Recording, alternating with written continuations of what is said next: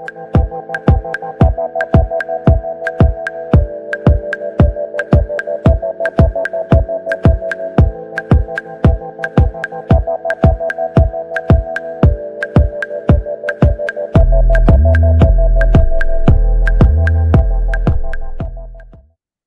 everybody. Welcome to this week's episode of Larry the Money Guy. And today I want to talk to you all about something that we've been getting a lot of buzz lately, a lot of questions around, especially if you have kids. That's 529 plans.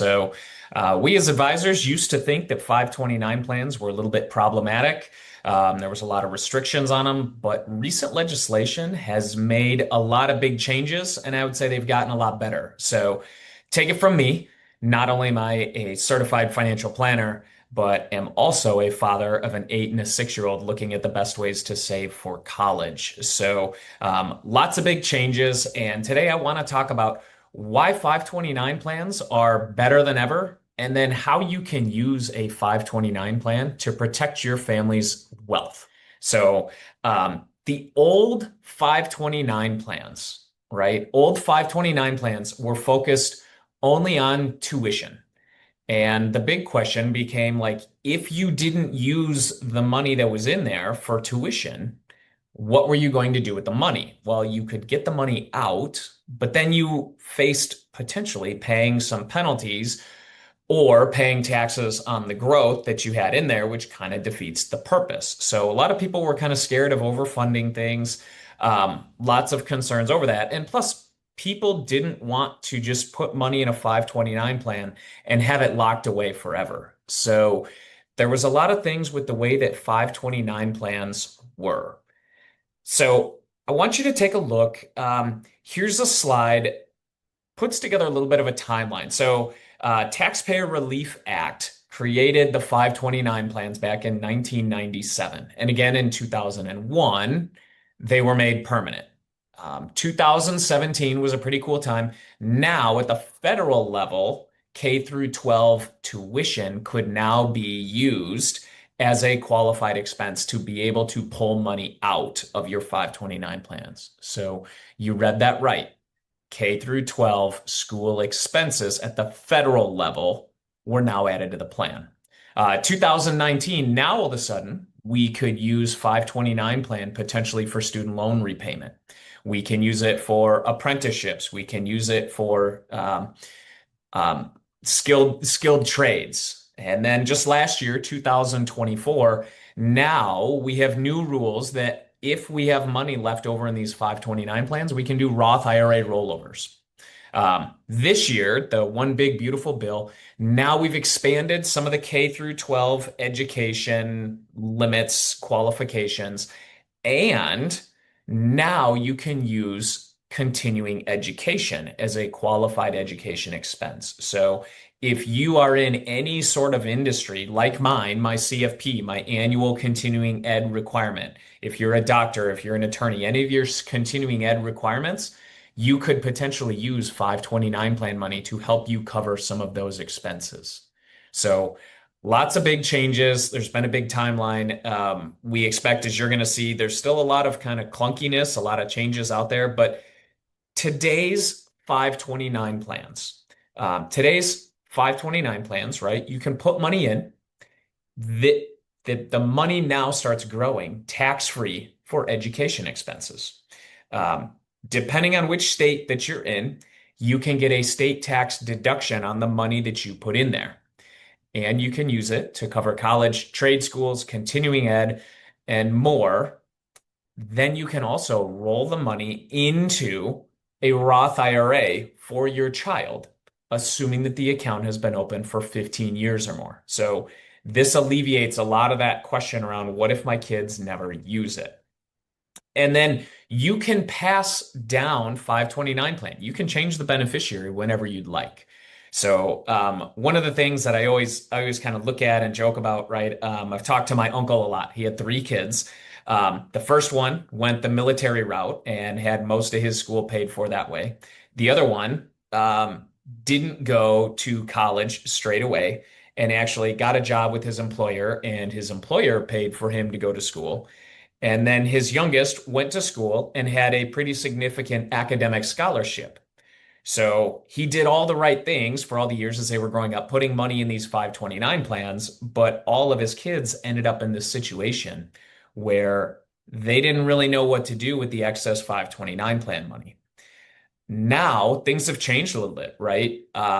One of them has gotten married. His wife is in medical school. So now we can change the beneficiary on that 529 plan. We can, number one, use it to pay for some of her student loan debt. Number two, we can use it to pay for her ongoing tuition expenses. So now there's a lot more flexibility, and these are real world things that kind of address a lot of the problems I think that advisors had along along the years as these things have come out and have become more mainstream. So lots of state specifics here. So don't just run out to American funds or to, whoever it is. You need to check with your individual state. So state specific benefits. Most states offer some sort of state income tax deduction for money that goes in. Um, you'll see here tax parity on the screen. Tax parity. Any 529 plan qualifies. Thank you to those states. Nice and flexible. Fully deductible contributions for a few states, and then there's a flat deduction with limits. So I highlighted I'm sitting here in the state of Illinois. Illinois has a $10,000 single or $20,000 married filing jointly cap on what you can put into a state plan. So lots of benefits here. One thing to note, no benefit, no tax. California, Hawaii, Kentucky, Maine, New Jersey. If you have a state income tax, those are the states who don't give you any tax benefit for money that goes into the 529 plans, or your state doesn't have a state income tax. So just be able to make sure that you read the state specific tax rules. You can go online, do a search, call your advisor and say, hey, I live in this state. What's the best option for the 529 if I were to open one? Here in the state of Illinois, things get a little bit more complicated. And I would say for some of the states or a lot of the states, they're still catching up with the times.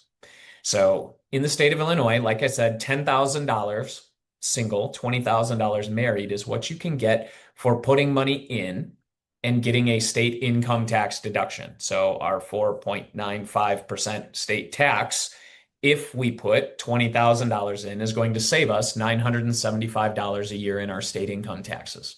So that's pretty cool. Illinois requires you to go through Bright Start, Bright Directions, two different 529 plan programs. And a weird caveat of Illinois is even though at the federal level, they've opened up 529s to K through 12 expenses, Illinois doesn't yet recognize them. So if you live in a state like Illinois and you plan on paying for private school tuition, private high school, anything like that, just know that unless the rules change, it's very likely that that distribution would be considered non-qualified and you would potentially owe income taxes on the growth of the money that was in there. So check with your states. There's a lot of different rules with each one. Here's a quick comparison chart. So if you can see the screen here, right at the federal level, K through 12 tuition, what you can put in there, what you can use it for. So at the federal level, yes. At the Illinois level, nope. We don't allow K through 12 for qualified expenses. Books, supplies, computers, technology, not allowed anywhere currently at the K through 12 level. Then you look down and you see college tuition. College tuition. They've really opened this up, right? Tuition is always okay. Room and board. As long as you are a student at least 50% of the time, you can do room and board. And it's not just qualified dorm expenses. It could be off-campus housing. It could be living with friends, different things like that. Books, supplies, technology, trade schools, apprenticeships, continuing ed credits, student loan payments. So all of those things are still good benefits of a 529 plan, and I think make it a pretty good investment option with plenty of flexibility. So With that, one of the other things that I like to talk about is family wealth building. What would it look like if you set up 529 plan money for your family, and it turns out that you use money to pay and help your kids go to college, and there was still money left over in the 529 plan? What happens if you had nieces and nephews or grandchildren or spouses of kids who then could potentially use this money? Well, when we start talking about building family wealth, you can move beneficiaries of a 529 plan. So you can switch the beneficiary, and now siblings, parents, grandkids, nieces, nephews, you can change it.